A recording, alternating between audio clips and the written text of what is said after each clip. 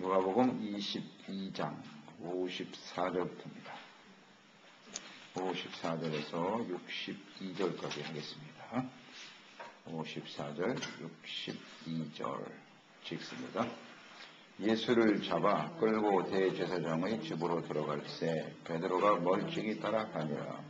사람들이 뜰 가운데 불을 피우고 함께 앉았는지라. 베드로도 그 가운데 앉았더니 한 여종이 베드로의 불빛을 향하여 앉은 것을 보고 주목하여 이르되 이 사람도 그와 함께 있었느니라 하니 베드로가 부인하여 이르되 이 여자여 내가 그를 알지 못하노라 하더라.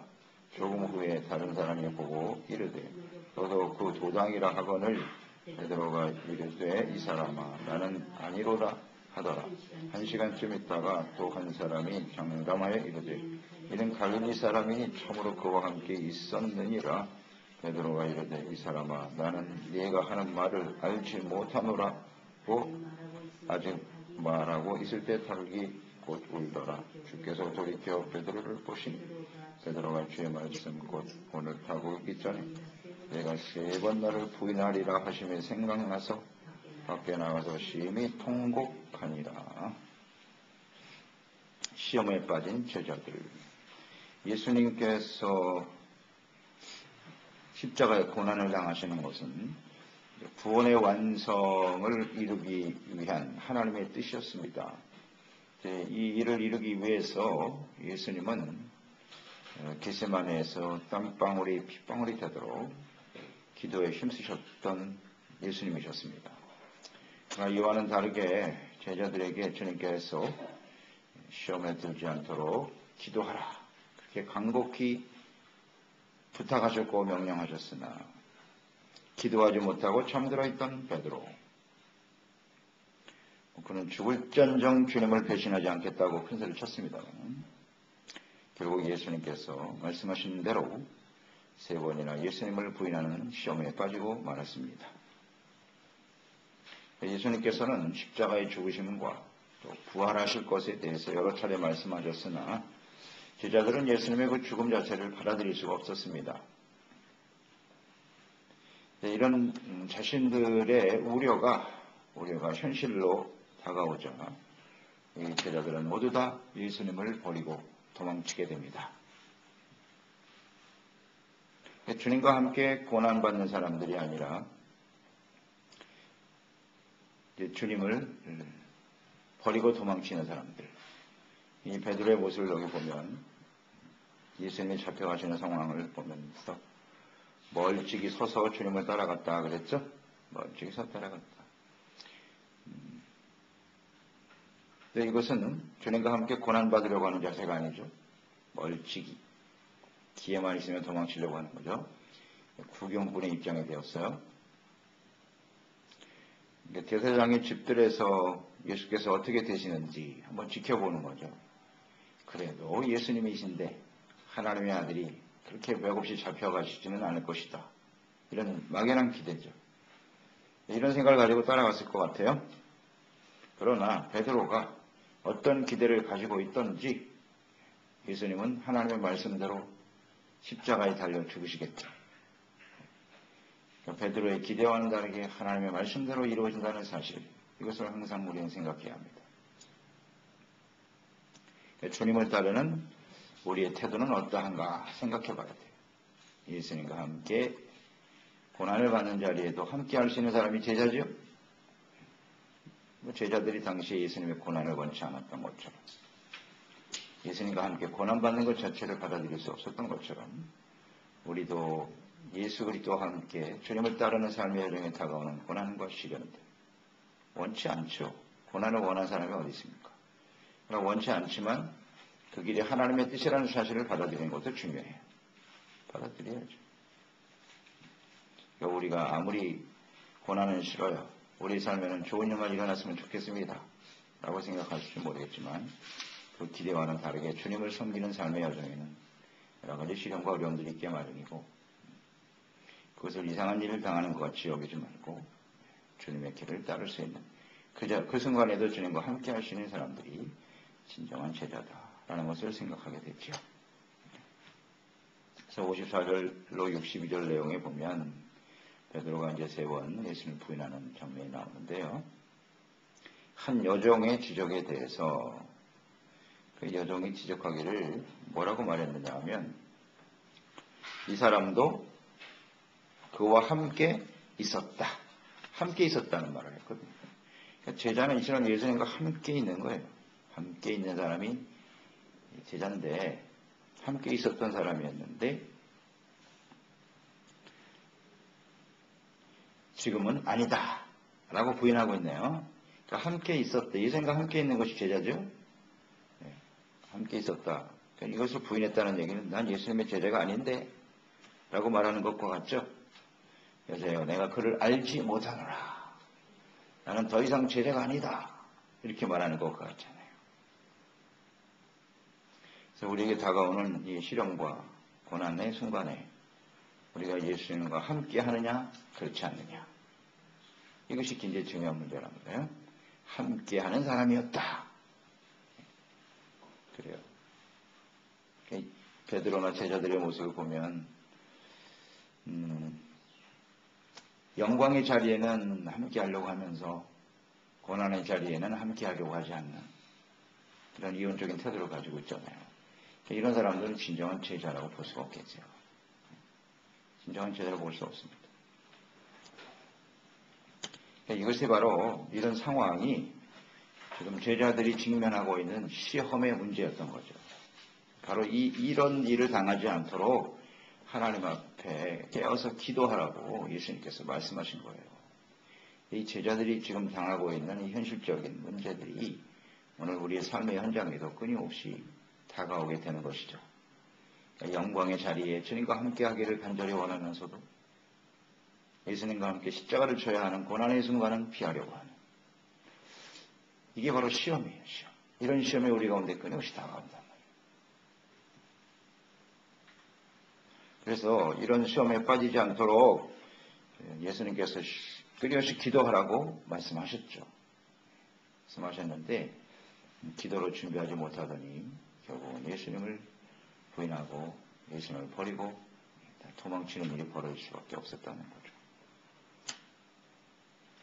이 베드로는 정확하게 지금 예수님께서 예견하신 대로 이 시험에 직면하게 되었고 또 기도를 준비하지 못한 베드로는 결국 시험에 빠지고 말았더라. 이것이 오늘 우리의 문제이기도 해요. 이런 시험들이 우리의 삶의 현장에서 끊임없이 다가올 터이기 때문에 우리가 기도로 잘 준비하지 않으면 우리도 예수님의 제자들처럼 주님을 부인하고 떠날 수밖에 없다라는 것을 생각하게 되죠. 베드로와 우리가 다르지 않거든요. 성령 충만하지 못한 제자들의 모습은 이럴 수밖에 없어요. 부활의 주님, 아직 부활을 믿지 않고 있어요. 이 상황에도. 부활하신 주님을 만난 이후에도 굉장히 방황했지만 이제 하나님의 성령으로 충만하지 않으면 이 베드로와 같은 제자들의 모습을 가지고 주님을 따르게 되는 것이죠. 유리할 때만 따르고 영광스러울 때만 따르고 시련이 다가오면 주님을 저버릴 수밖에 없는 그런 사람들이 되면 안 되겠죠. 이런 시험에 빠지지 않도록 우리가 끊임없이 기도해야 된다. 우리가 지난 시간에 예수님께서 시험에 들지 않도록 기도하라고 하셨을 때 그 시험의 내용이 무엇인가 우리가 묵상해 봤잖아요. 다시 한번 정리를 해보죠.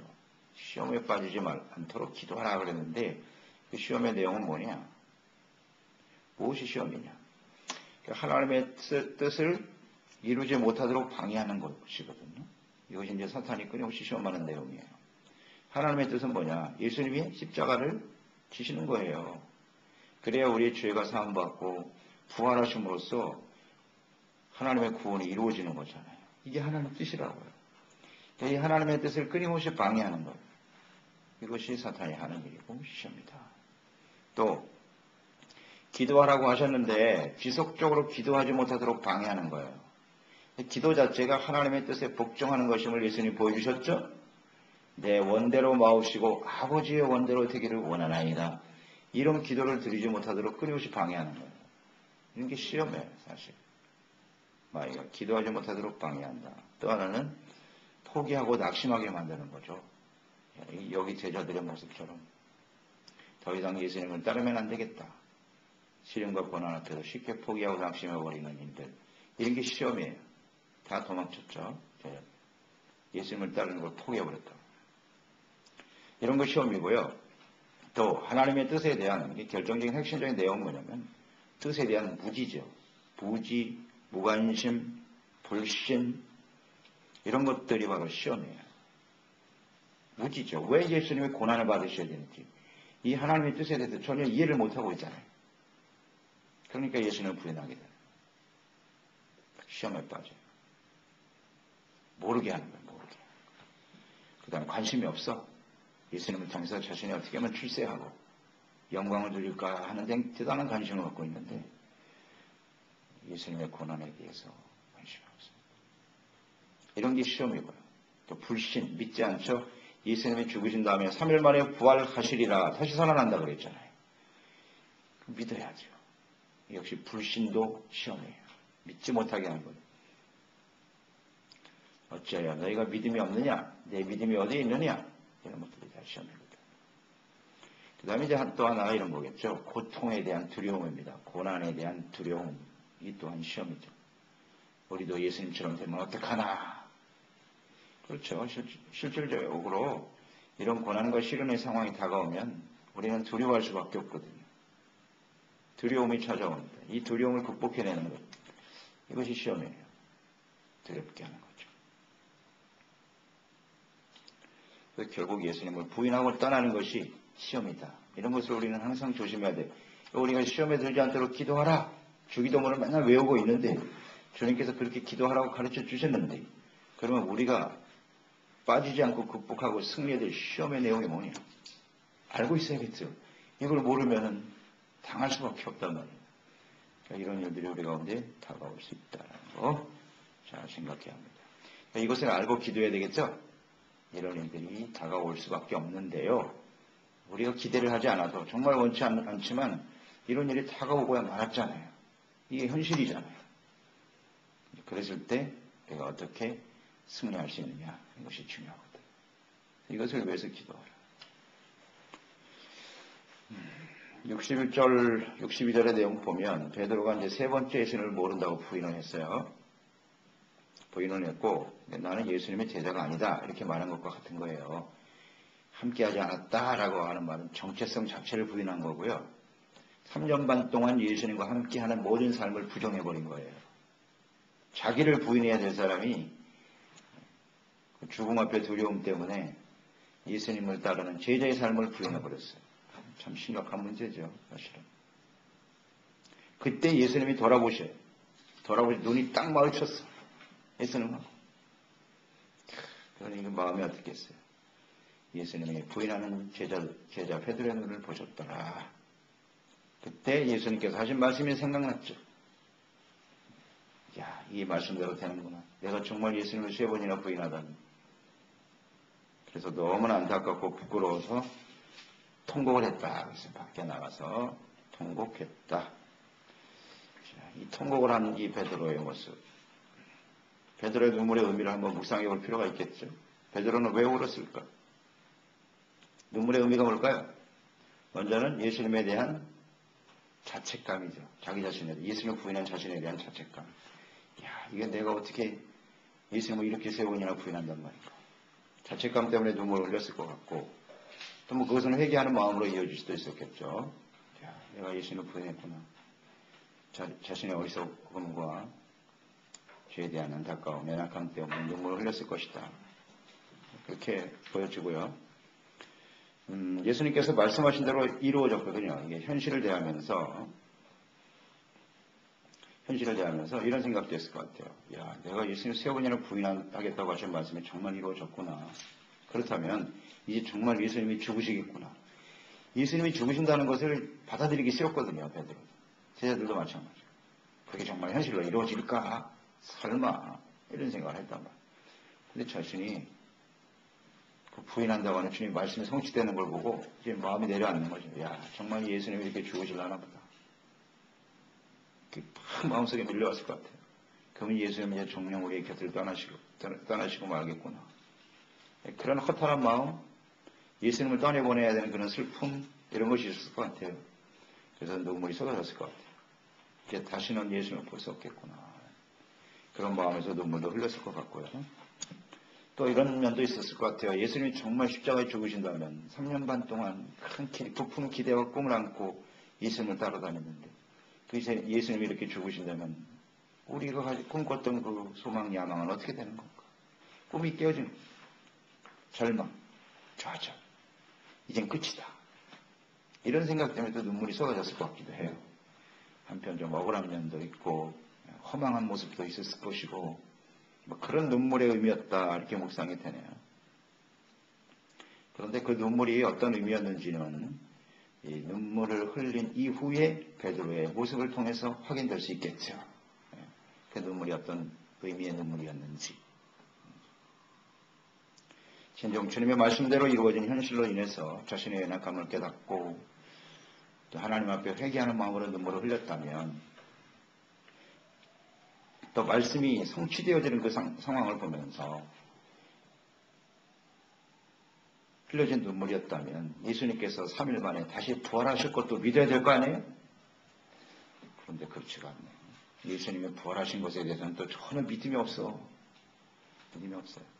이런 거 보면 베드로가 눈물을 흘리고 있지만 아직도 제대로 깨닫지 못하고 있구나 하는 것을 생각하게 되네요. 우리의 연약함을 주님께서는 이렇게 다 아신다. 알고 계세요. 이미 이렇게 될 걸 알고 계셨고 돌아보셨다라고 했는데 예수님이 베드로를 바라봤을 때 그 눈빛이 어떤 눈빛이었을 것 같습니까? 내가 나를 3번이나 부인해. 이런 모양, 책망의 분노의 눈으로 바라보셨을까요? 불쌍히 여기셨겠죠. 그래, 그게 현실이야. 내가 그렇게 되지 않기 위해서 기도하라고 했잖아. 안타까운 마음으로 바라보셨을 것 같아요. 주님의 그 눈빛은요. 긍휼과 자비로. 그래요. 우리가 하나님 앞에 주님을 따르는 삶 속에 이런 연약한 모습을 보일 수밖에 없는데요. 주님은 알고 계시죠. 자비와 긍휼을 가지고 지켜보시는데 주님 앞에서 우리가 바로 주님 앞에서잖아요. 보는 앞에서 예수님을 부인해버렸으니까 이 부분을 우리가 좀 쉽게 넘길 수는 없는 것 같아요. 이게 심각한 상황이거든요. 예수님을 부인했다라고 하는 것은. 그래서 마태복음 10장 33절에 보면 누구든지 사람 앞에서 나를 부인하면 나도 하늘에 계시는 내 아버지 앞에서 그를 부인하리라. 굉장히 심각하죠. 사람들 앞에서 나는 예수님의 제자가 아닙니다 라고 부인하는 일들이 나중에 하나님 앞에서 부인한대요. 내가 너를 모른다. 그러면 그 결과는 참담한 거죠. 그냥 영원한 불 속에 들어가는 겁니다. 내가 너를 모른다고 하시면. 디모데후서 2장 12절 참으면 또한 함께 왕노릇할 것이요 우리가 주를 부인하면 주도 우리를 부인하실 것이라. 이렇게 되어 있어요. 시련과 어려움이 있지만 그래도 잘 참고 인내하면서 예수님과 함께 주님을 따르는 제자가 되어지면 왕노릇한다 그랬어요. 주님과 함께 영광스러운 모습으로 서게 될 것이나 주를 부인하게 된다면 주님도 우리를 부인하신다. 이게 하나님 말씀이거든요. 지금 이 베드로의 상황을 보면 굉장히 심각한 상황이에요. 예수님께서 더 이상 내가 너를 모른다라고 하시면 그 인생은 그걸로 끝나는 거예요. 그럼에도 불구하고 주님께서 다시 찾아오셔서 그를 회복시켜 주고 계시는 것이죠. 참 감사한 일입니다. 이것이 하나님의 은혜예요. 그래서 이 베드로의 모습이 우리의 모습일 수 있거든요. 결정적인 순간에 나에게 좀 손해가 다가오고 상처가 다가오고 힘들고 어려울 때 예수님을 부인할 수밖에 없는 연약한 모습을 갖고 있는 저희들인데요. 그럼에도 불구하고 자비와 긍휼로 우리를 지켜주시고 다시 한번 기회를 주시고 회복시켜주시는 주님의 은혜를 우리는 생각하게 되는 것입니다. 그러니까 예수님을 어떤 상황에서도 부인하지 않도록 베드로는 죽을지언정 주님을 따르겠다 그랬어요. 절대 그런 일은 없을 거라고. 그렇게 외쳤지만 안 되잖아요. 그게 현실이에요. 그러니까 우리의 연약함을 좀 인정하고 하나님 앞에 진실한 마음으로 기도하고 성령의 도우심을 구하는 정말 시험에 들지 않도록 끊임없이 기도로 깨어있는 우리가 되어야 하겠습니다.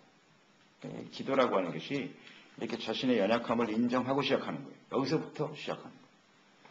하나님의 도우심을 구하는 게 겸손이죠. 겸손하지 않으면 우리는 기도할 수가 없습니다. 기도 자체가 의미가 없는 기도가 되고 마는 거죠. 그리고 내 뜻이 아니라 하나님의 뜻을 받아들이는 겸손과 하나님의 뜻이 기도의 가장 핵심적인 내용이 이 베드로의 무너진 모습을 보면서 말이죠. 그런 자세로 끝까지 주님을 따를 수 있는 저희들이 되었으면 좋겠습니다. 기도하겠습니다. 하나님 아버지, 오늘도 이 베드로가 시험에 떨어진 모습을 봅니다.